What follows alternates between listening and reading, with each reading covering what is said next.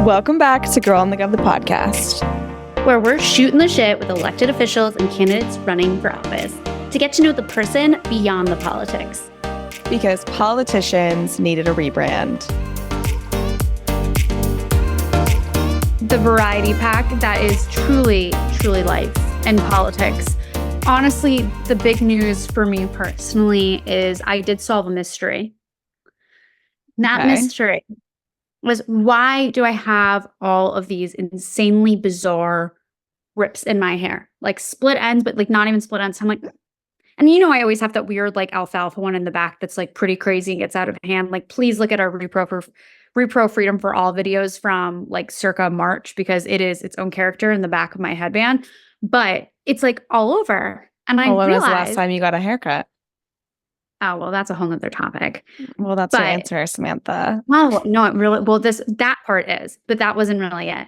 My hair keeps getting caught in this thing, part of my phone, the pop socket. Like there's like a little crease in here. And when it's like on your ear? No, like I'll be like going down to like grab something. And I'm like holding my phone because my hair's so long, it just gets tangled in it and then it just rips.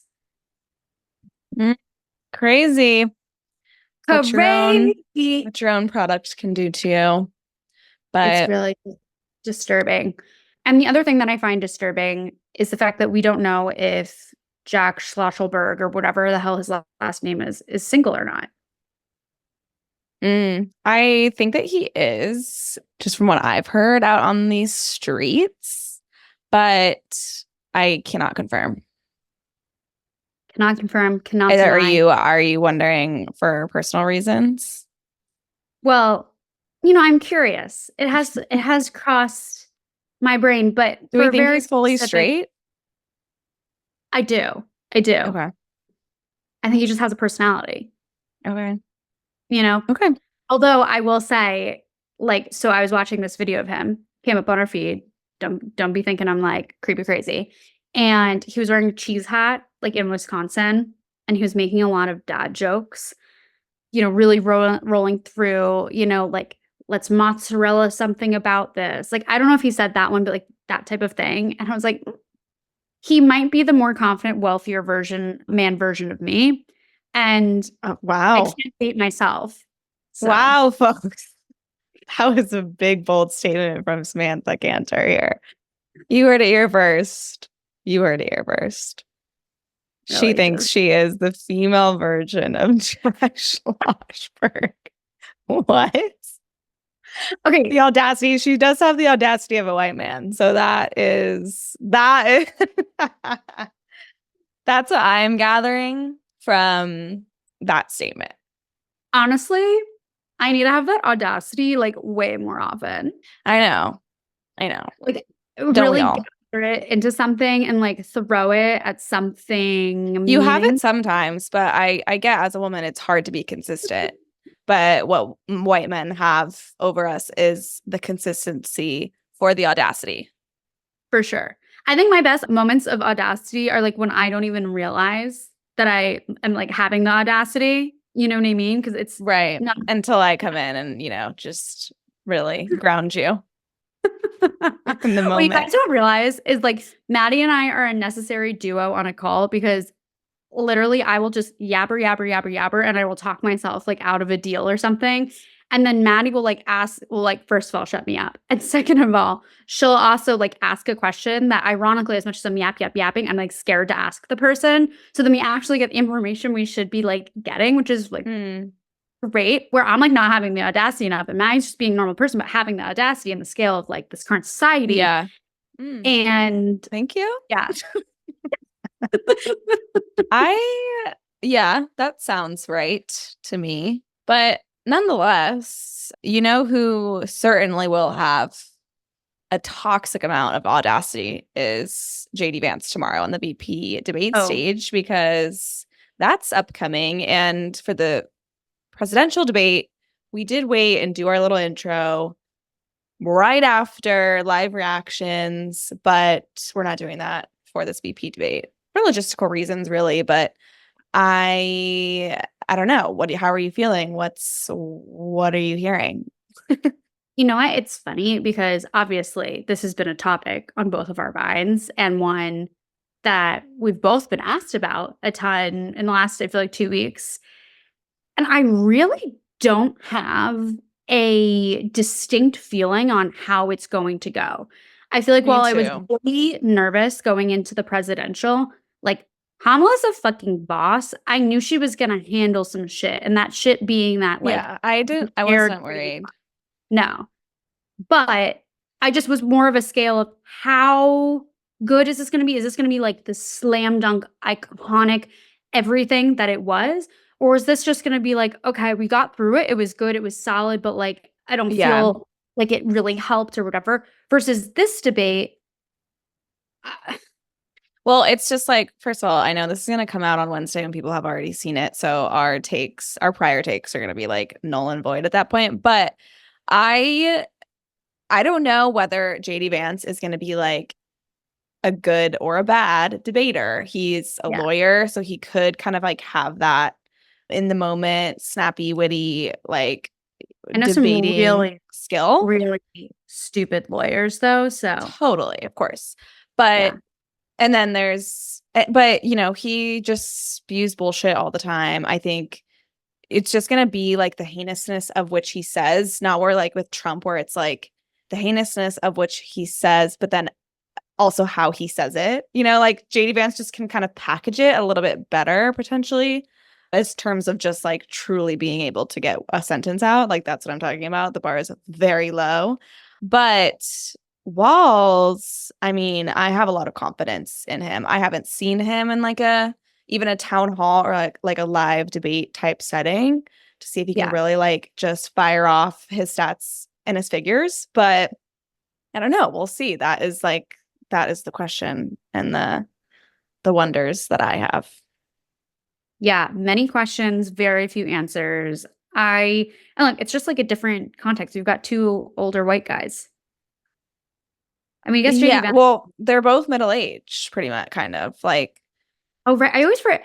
Walls gives Walls looks grandpa. older than he is. He's just a little gray, but So he's cute. not that old. And then like JD Yeah. Vance is what? He's like 40 in his 40s, and I think Tim might be in his late 50s or early 60s. So still, like they're both like middle age-ish. They're not end of life like Donald Trump, but so I don't have any like worries in terms of their competency in that regard. But It'll be an interesting one. It's giving wait and see, which is what what we we will have to do. do, we have And to do. we do what we have to do at this podcast, okay? Like Yeah. I've got nothing else to say after that. Boom. And then we really are in this crazy home stretch. It freaks me out because I keep having things added to my calendar, whether like work or social, whatever it is, and I'm looking at those like late October dates as they're getting like added to the calendar. And the sooner we get to election day, like the more I like heart palpitation. I know. And it's like officially October when people are listening to this. And Oh, how yeah. are you feeling about this election right now? Ooh, Because tense. I feel like everyone is asking me that. And it's just a really interesting time because the kind of honeymoon vibes of Kamala's announcement have died down, I would say. There's still like good vibes out there, but that really crazy honeymoon era we were in is, I think, over. And now it's really about like, okay, where are voters actually at? And Right. we just don't know that. Like there's polls and polls are saying a bunch of different things as they do. And we've said on this podcast for years now, like, we're not big poll girlies, we just they don't always resonate. And like with my gut checks that I feel like have been right over the years. True. So you just never know. And this month, we're just going to have to continue to gut check voters and see where people are at. But I really don't know that we will fully know or feel confident until a few days after the election when results really get firmed up. I couldn't agree more. I wish I had like a better like, oh, we're slam dunk. I just don't. It's so crazy to me, and obviously, we're not the only people to say that. Like, how is it basically tied? That's crazy. It's Mhm. crazy. We've got one man talking about his beautiful beach body and comparing it to Sleepy Joe's, followed by then saying that both the current president and future president, not wink, wink, nod, nod, are mentally impaired. Which what? Like Yeah. how? Like it's crazy what we're Which, like, it could comparing. not be tied. It could be a blowout It for could be. Kamala. I mean I mean, I just love to reference back to 2022 because Red Good point. Wave was like all anyone could talk about. You and Yeah. you go back in the archives and see it for yourself, hear it for yourself. But No, we were listen to like, it. I no, swear to there's God, just no not fucking way. Yeah, it could be tied. Those polls could be right, but they could be very wrong. And that. it's just Yeah. like, again, we just don't know. We don't know. I think what's been interesting, at least from the conversational polling, not the like, oh, it's, 50-49, blah, blah, blah. Like the very much like people on, reporters on the streets, like asking voters, like, what are those issues that are really, pushing you? And I feel like, and this is just feeling, right?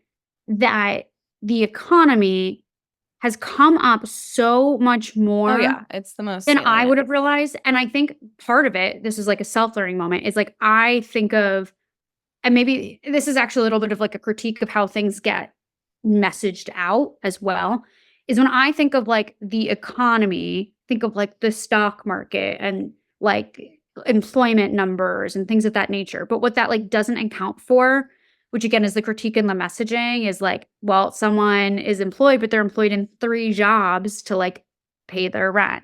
Doesn't like account for, being able Yeah, to pay rent, your groceries. I mean, obviously it does. it's But when I think of economy, like I think of like this like Wall Street-esque, like description. And so then when I hear people say the economy, like I know I'm smart enough to like understand their translation of it. But just it's so interesting to me because at like the first jump, I'm like, really? We're looking at the stock like numbers. You're like 16, yeah. Yeah, you no, know? I mean, it's all about how people feel. And when people still go to the grocery store, to the gas station, or go to find a new apartment or buy a house, like things are way too fucking expensive. And it's not about macroeconomic measures. It's just, again, how people feel in their day to day. And I actually think that the Harris Walls campaign has done a good job of messaging that, of being like, the opportunity economy, and also like painting out the Yeah. vision of like helping people with these higher prices coming after price gouging. I think they are doing a good job at like speaking to the economic issues that actually voters care about and what they're actually feeling on a day to day versus like, yeah, the stock market or GDP or all of these like macro economic things that we hear all the time, but people don't care. It's like, why would you? Also, what do we say all the time? Like the stock market is astrology for men. Literally. Literally, it is precisely that.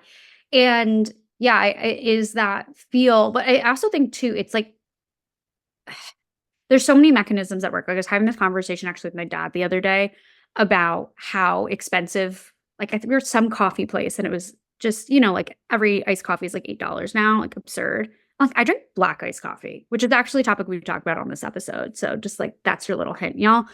But of like how, oh my God, like if you pay in cash, it's less money. And then if you pay with your card, you pay the higher price of it because the small businesses and businesses everywhere are getting banged out with these processing fees, which we do too using I don't want to get sued, but using the various things that we use, we get banged out on processing fees, okay?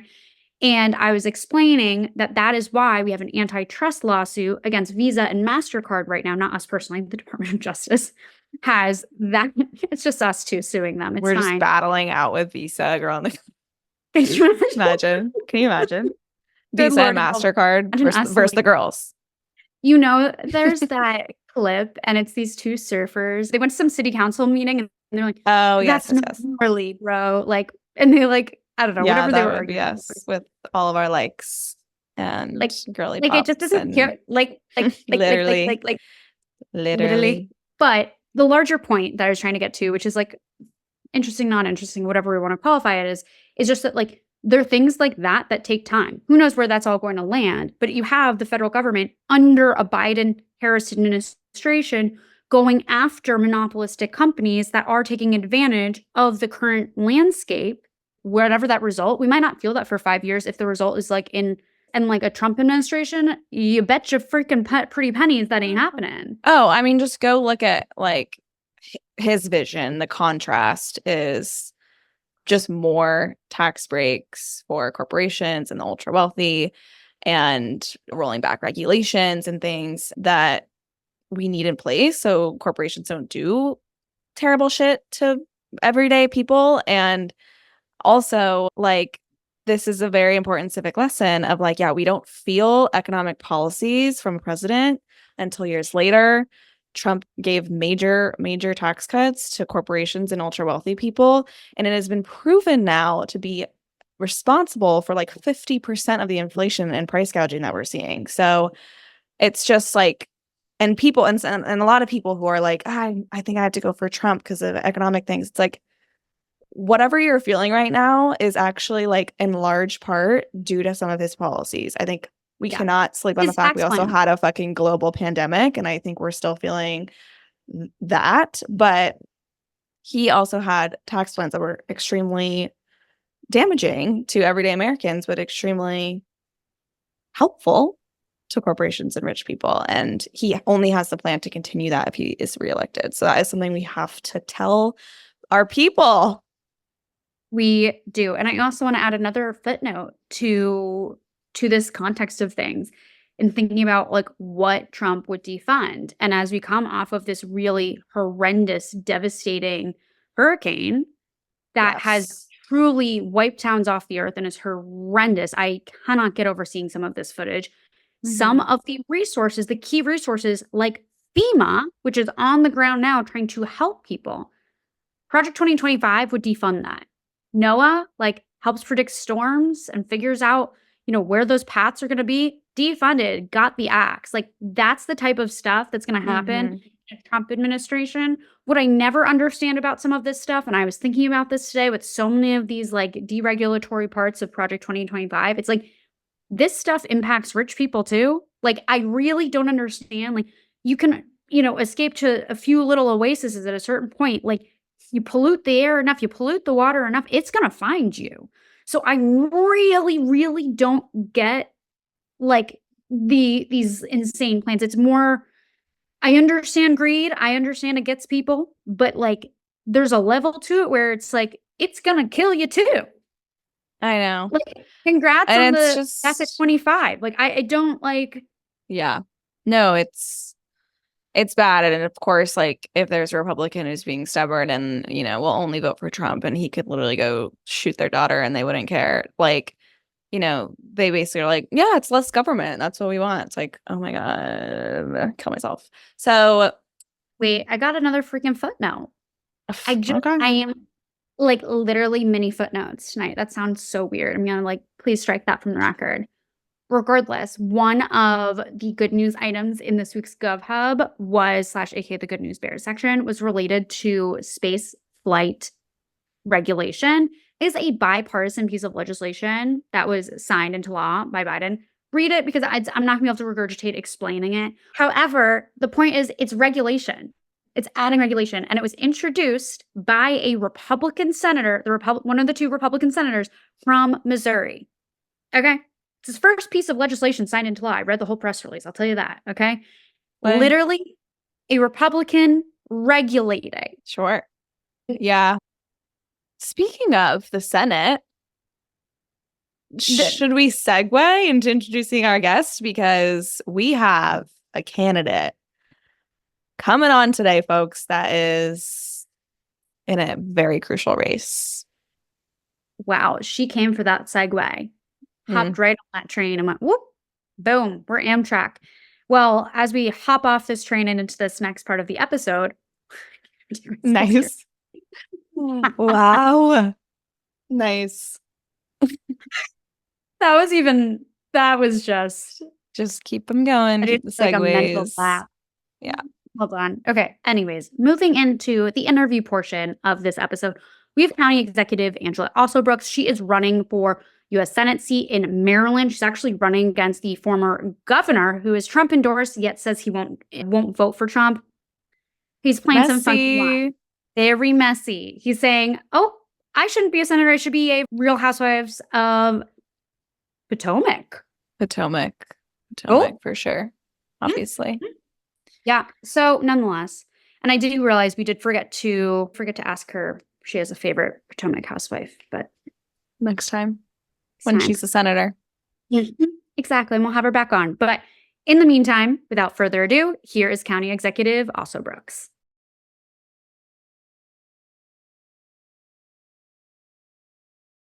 All right.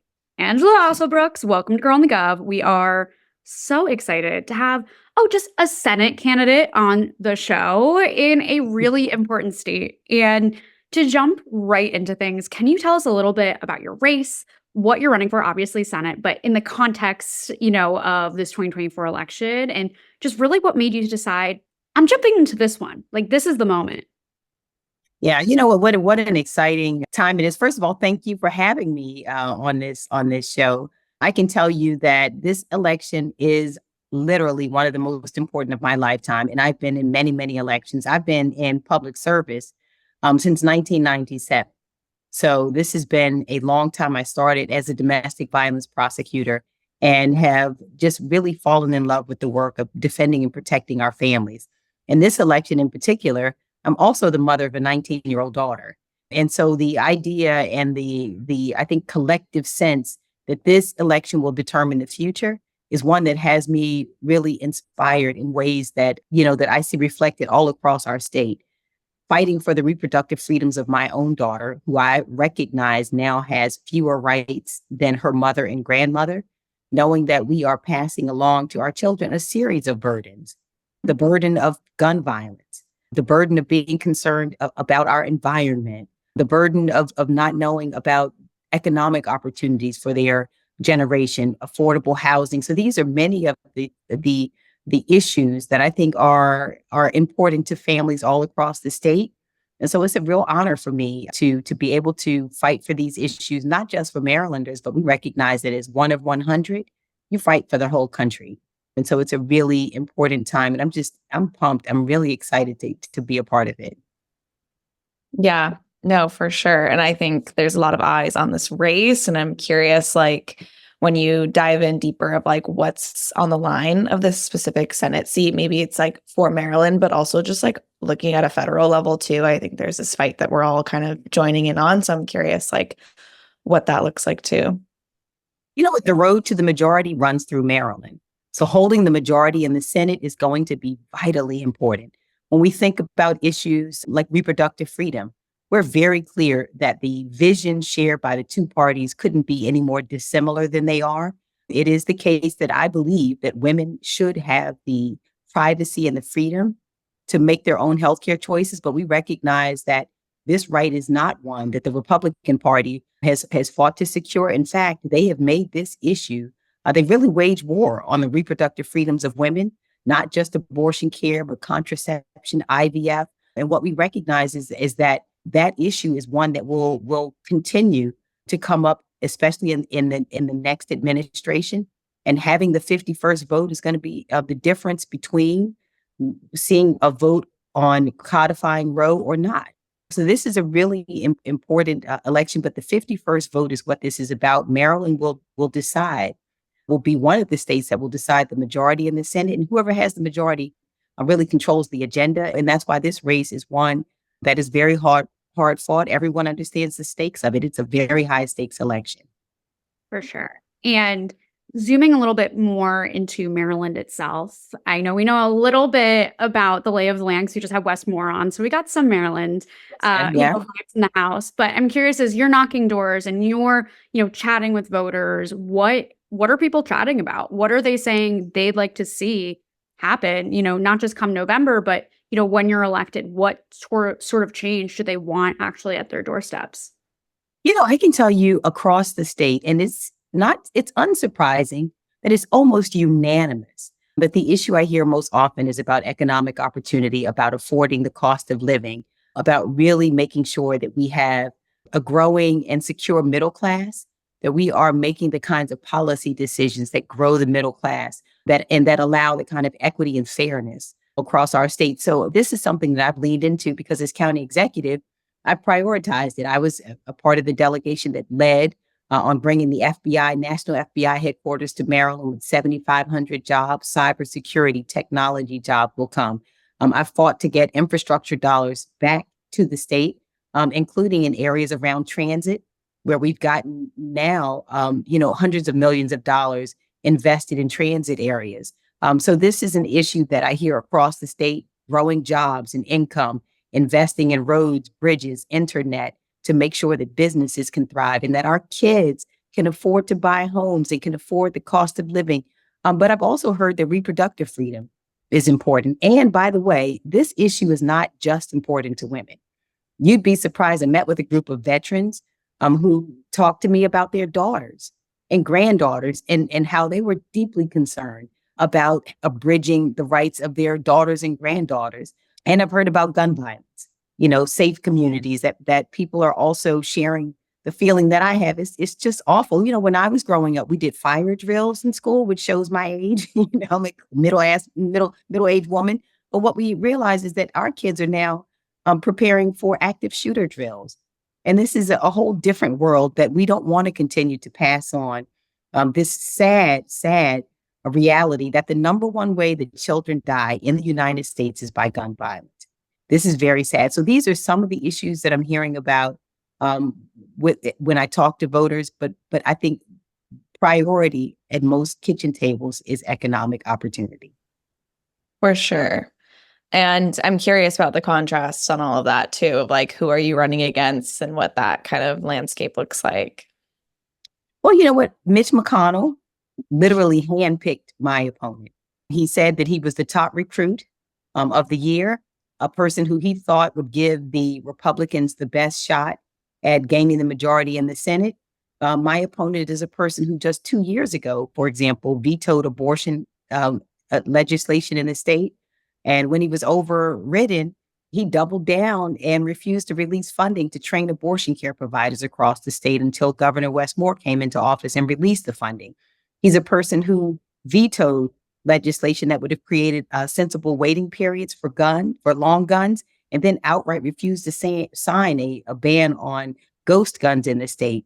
When we think about, the economy, I am in favor of making sure that we have policies that favor the middle class, such as the permanent child tax credit, making sure that we are also doing the things that are necessary to fund small and local businesses. I'm a job creator. I've created in my administration more jobs than any jurisdiction in the state of Maryland, more businesses. But my opponent is a person who's vetoed, for example, $15 an hour, paid in family medical leave, did not also the Prescription Drug Affordability Board that would allow people like my aging parents to have access to affordable prescription drugs. So I favor the middle class. I believe that he favors large corporations and these billionaires, the same ones who, by the way, are putting in just last week, $18 million worth of negative attack ads attacking me because he's on their team. So we are on two totally different teams.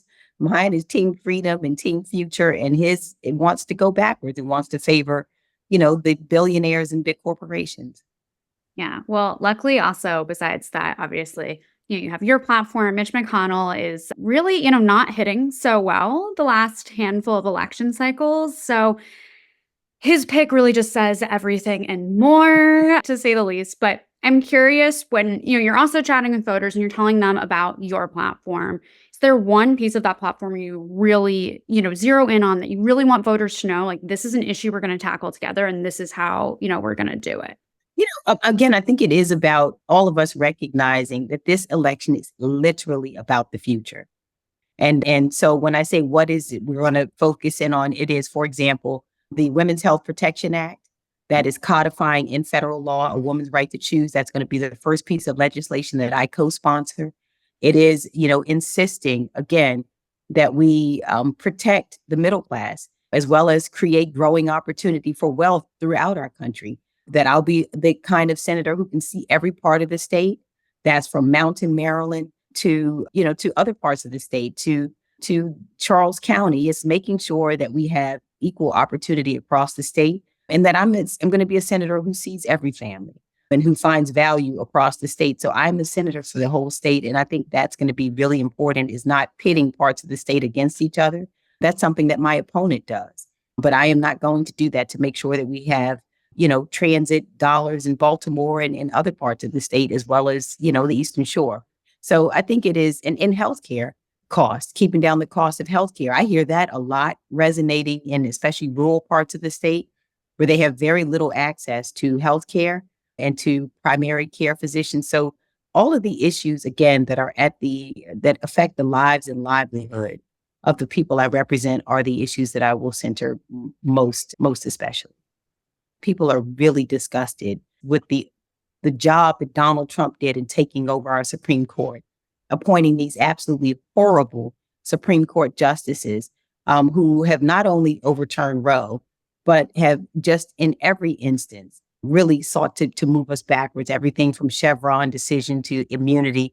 And again, pointing out just another difference. My opponent, after Roe was overturned, went out and praised the Supreme Court justices that Donald Trump impaneled, said Donald Trump deserves credit for his accomplishments, including the, quote, incredible Supreme Court justices he nominated. The wider public doesn't agree with that. They are not incredible, nothing incredible about them. Right. For so many reasons, which we can probably take a whole podcast episode to go over, but we will spare everyone's ears. I'm curious too, like how you connect with voters on a personal level, and if there are things that like you like to show about yourself as a human to those that you speak to on the ground in Maryland, whether it's family or, your favorite spots to eat or drink in Maryland. Like, what are those things for you that like you love to connect with voters on? And the part I have loved about all the work I've done, I mentioned I started as a domestic violence prosecutor. I've been the county executive. I love people, and I think they sense it when they meet me. So I love meeting with the people of Maryland. I have been everywhere. I have had the most incredible interactions with people all across the state who I readily hug. They hug me. I mean, it is just, I have found the warmth has been incredible. So I love people. I think that people feel it when I meet them, because I think it's hard to represent people you don't know or understand. And it's likewise, the case that people can tell authenticity from a million miles away. So I'm out and about, with voters. And again, I see them wherever they are because I am like them. I am the product, for example, of a middle-class family. I'm the daughter of a receptionist and a car salesman. So I can relate to people, I think, of all walks of life because they're just like me in so many regards. I'm a mother. I'm all of those things. And so I just love being with the people. I've done drink coffee with them. I dance with them when I see them out, and I love dancing. You'll find there's no line dance I'm not interested in doing. So I've been out and about, and I've had a ball meeting people. Fun. You never know like who you're going to meet or what you're going to learn from people. And one thing that I actually do think says a lot about someone, which honestly people give me a lot of shit for, so I'll just like preface with that, is coffee orders. And you mentioned coffee. What is your go-to coffee order? Yeah. Okay, so you're going to laugh at me when I admit something here. So I love coffee. So I was drinking regular coffee. You know what I have discovered is like the best thing ever is cappuccino with oat milk. Sounds very simple, but I look forward to it. I have it once a day, but it is the most delicious coffee. And I've found all over the state when I travel now, I've found like all the coffee places. And I have had the best coffee, but cappuccino with an extra shot of espresso and oat milk. This is like the perfect thing. So I am also a cappuccino girl. And you know what? I also do, if you add a little bit of honey, sounds kind of crazy to do coffee and honey, but it is like my favorite way to like sweeten up a coffee and especially a cappuccino. So next time, I didn't know this. You may find this is going to be a part of what happens today. This might be my new exciting thing, or that may be a part of my life before this day ends. It's the cappuccino with honey. I love it. I'm on the West Coast, so I have yet to have my cappuccino this morning, and I'm very excited as well. So mixing my honey too, and think of you. Okay, we've got coffee orders in hand. Now we also have to think about some of the other food things that happen in Maryland. I always think of like good crab cakes, other things that you've tried on the campaign trail. What are some of those highlights for someone that's gonna, visit Maryland? Where are you pointing them? Okay, so there are a couple of things. Well, you got to come to the National Harbor when you come to Maryland. Really, really beautiful. It's where I live here in Prince George's County. But there's no shortage of amazing places all across the state. Our Chesapeake Bay, of course, is like the center of our lives here. And so many beautiful, beautiful spaces, from Anne Arundel to places you'll see in Easton. I mean, we just have it is a beautiful state. But you have to eat crabs. And I do want to just point out something. I was questioned very recently, like, well, how do we get full off the crabs? And I didn't realize the source of the misunderstanding. So here it is for everyone who's wondering about Marylanders and our crabs. Crabs are like an activity. It's a bonding thing. Okay, so we also usually will accompany the crabs, will have corn on the cob or like hush puppies or something, because those are the things that help you to get full. But the crab thing is not about like a 4-course meal sort of thing. It's like an activity, a fun thing that we bond over, because it's so funny that people are like, I can't get full off of those crabs. I'm like, oh, you think we're eating crabs like to get full? You do it because you pick crabs because it's fun. And we bond over it and have fun discussions. And so that's what I want people to know about. But you got to have crabs if you come to Maryland. And not just crab cakes, like crack a crab. You got to get your hands in there and crack a crab. That's what I want people to know. Right. That is so funny. Smith Island cake. You can get some of that in Crestfield. I have it every year. It's also like this really incredible cake you have when you come to Maryland. Got to have some. It has layers of chocolate. Yum. All right. I'm also hungry now on top of wanting my coffee. That is really funny. I feel like that's something I've thought about a lot when I've eaten crab. I'm like, there's just such little bites, but it's so true. It's an activity. You got to get your hands dirty a little bit. Well, I'm curious too, like, as you are on the campaign trail and, there's so many things and like tips and tricks I think you can give people for those who are running for office, from like, how do you survive? How do you like organize your time, and how to actually like really resonate with voters. So I don't know, I'm just generally curious about what your kind of like main advice is of like someone who is taking the leap and like running for office. If you have any secrets or how you kind of get through your days. There is one piece of advice I'd like to give, and it was actually something that was shared with me by my father. And what he said is, how you see something depends on where you sit. He said that so early on. What it means is, people have different views, and those views are generally shaped by their life's experiences. But it's also a cautionary tale, not to demonize people because they don't see things the way you see it. So it's stay open. You'd be surprised. I mean, I think the most important trait of any leader is to listen. And to go into spaces and to be willing to hear with your whole heart what people are seeing, feeling, and experiencing. And when you do that, I think you will not only earn the respect and trust of the people, but it connects and bonds us, because we do really all want the same things for our families. But sometimes how we see it differs. And there are ways that we see it that are very honest differences. But at the end of it, I think when we listen and really stay focused on solutions, we'll solve many of the world's problems just by staying open. So I think I'd say stay open. Be open. I've gone to places across the state where I was instructed, to be honest with you, not to go. I was told I wouldn't be welcome there for one reason or another. And I've still gone. And I have met and connected with the most amazing people everywhere.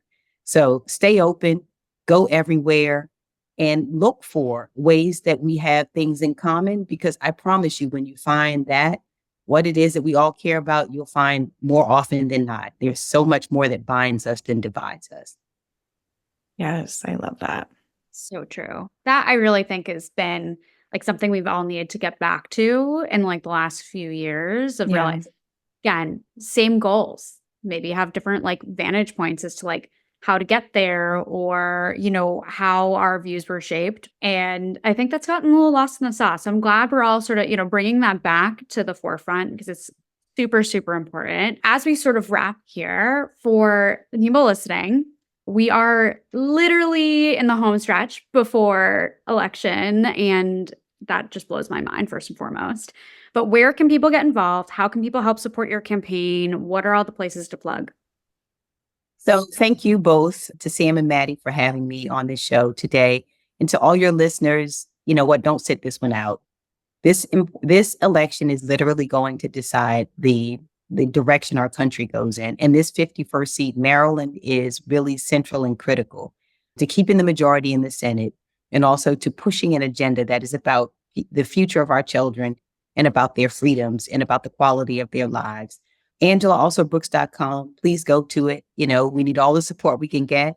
I am up against billionaires who have literally dropped millions and millions of dollars within the last week of trying to drown out that message and to buy a Senate seat. But we're not going to let that happen. So please fight with me, you know, get on social media, spread the word about the shared vision we have for the future. And we're going to win on November 5th. And it's going to be because of all of our collective efforts. So thank you so much to everyone. Let's go do it. We're almost there. And I couldn't be more excited about the future of our country. Yes, we're almost there, guys. Final push. Yep. Thank you so much. All right. Thank you both so much.